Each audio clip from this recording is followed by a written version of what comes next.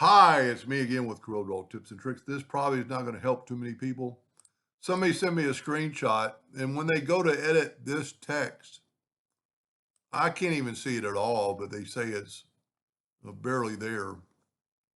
So I had them send me the file, and for the one I'm doing it for, I turned it around so you could read it. But then if we go to edit text, I'm getting that. Well, here's the reason. Maybe. Take away that show font. Under options, show font. I don't know how that would have happened or why it even is there, but just go to option and have it uncheck show font. And then you can edit this text if you wanted to put an S on it, um, or whatever you want, center justified, left justified, whatever you want to for it. I was just about to give up and I was just playing around and I thought, well, that doesn't work. That doesn't work. Well, what is show font?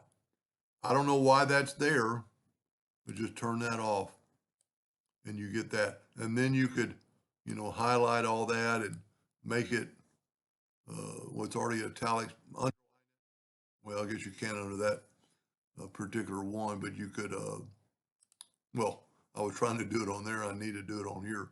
And then just say okay, and then it's underlined. Edit. This is a pretty cool deal. Whenever you want to do that, you got to select all your line and take that away.